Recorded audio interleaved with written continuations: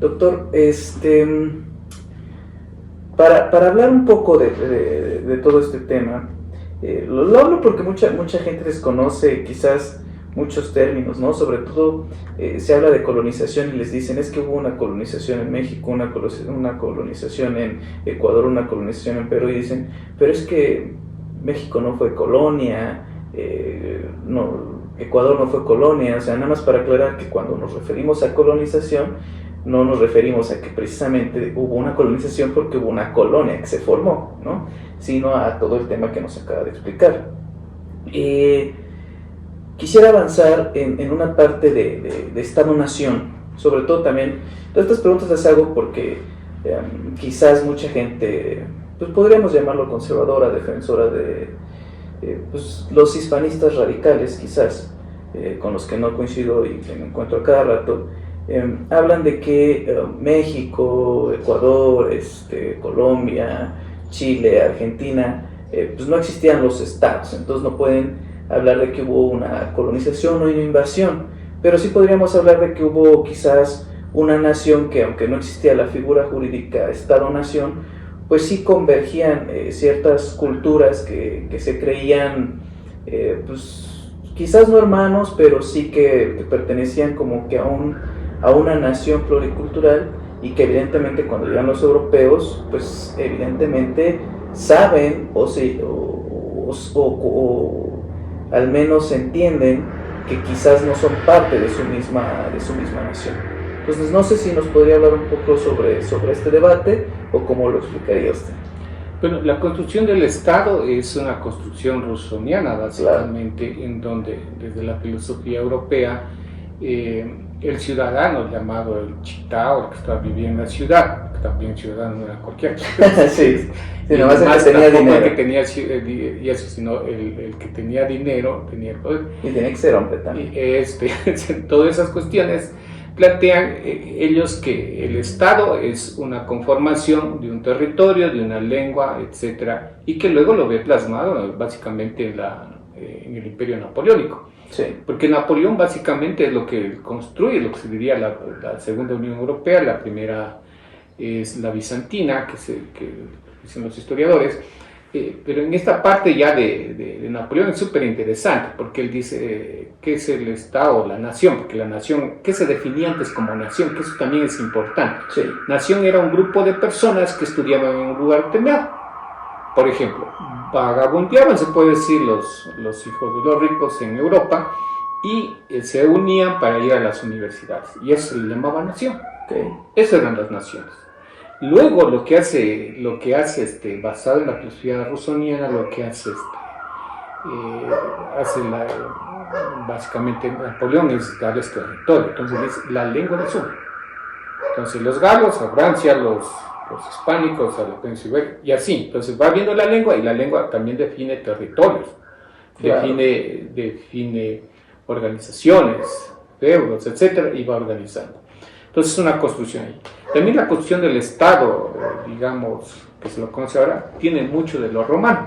Ahí tenemos los tribunos, los tribunales, tenemos los senados, los senadores, ¿sí? Y entonces empieza a conformarse, basado también en la estructura romana. ¿Qué pasa en América en la construcción de nuestros territorios? Acá hubieron, lo que puedo definir, que hubieron territorios, no sé, algo llama esta nación, pero yo le llamo más señoríos, bueno, aunque no le quiero llamar señoríos étnicos, pero le llamaría como señoríos propios. Acá hay las palabras de cacicazgos propios, de comarcas propias, pero eran territorios propios, en donde espacios propios en donde se convivía, incluso entre diferentes lenguas y culturas. Claro. Entonces es diferente al Estado-Nación que nos plantea Bonaparte, sí, en la misma Revolución Francesa. Acá son territorios de diversidad, el mismo planteamiento de Atahualpa.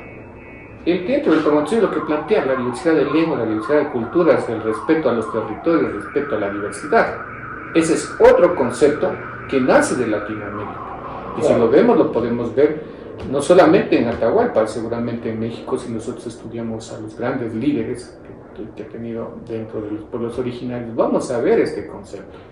Y que nos une el liderazgo de las personas, porque al final hubo liderazgos, siempre ha habido en la historia liderazgos que han organizado todo esto. Pero el liderazgo se organiza también en función del bienestar de la gente. Cuando alguno no organiza en función del bienestar de la gente, eso al final, tarde o temprano, se cae. Entonces, por ejemplo, hablando ya de la estructura incaica, se conforma en base al ayllu, que esa es una estructura sociológica, es estudiar el ayllu. El ayllu, formado por padre, madre, familia nuclear, y formado por la familia ampliada. Por eso nosotros aquí en América nos consideramos primos todos. Claro. Los europeos, no sé, y es primo. Sí, o sea, le ve la diferencia. Acá nosotros, el ayllu es una figura fuerte. Y el ayllu a veces no tiene territorios. Claro. Yo estoy aquí en Quito, mi ayllu está en Catacoche, está en Huanchuru, está en Ciudad. Si yo voy allá junto a 100, 200 personas, son mis primos, es mi familia.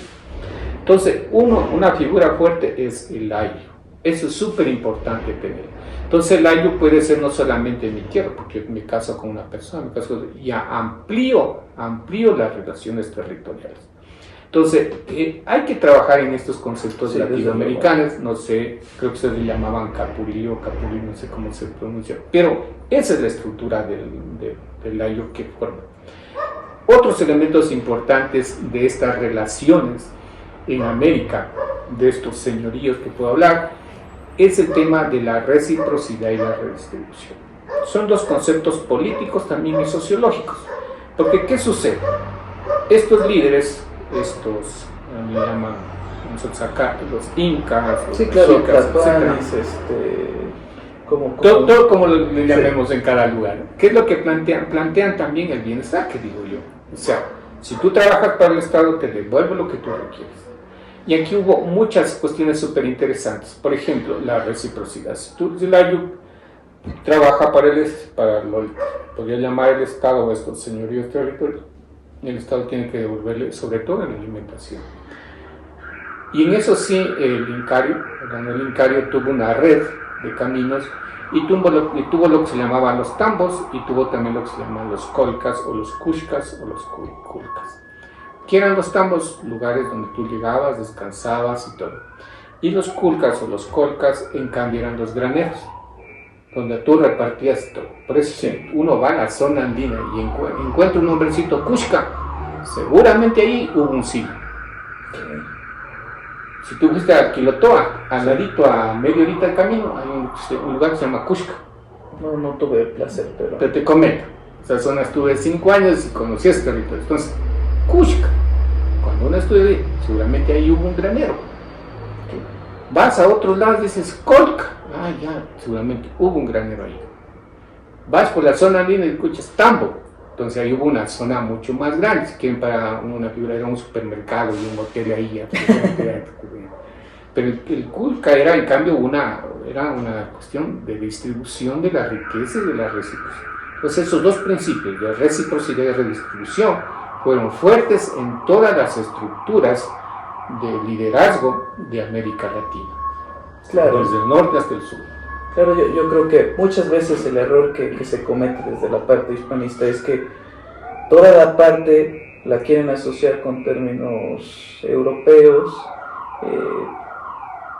que no los culpo, finalmente es parte de la colonización, pero finalmente aquí pues, coexistían otro tipo de figuras, de cosmovisiones, de territorios, y que finalmente, a pesar de los problemas, porque finalmente los pueblos originarios, como en toda la parte del mundo, tenían sus errores, sus aciertos y todo, pero finalmente eran errores propios, civilizaciones propias, que cuando llega la parte colonizadora, pues irrumpe todo el proceso evolutivo con el que llevamos, ¿no?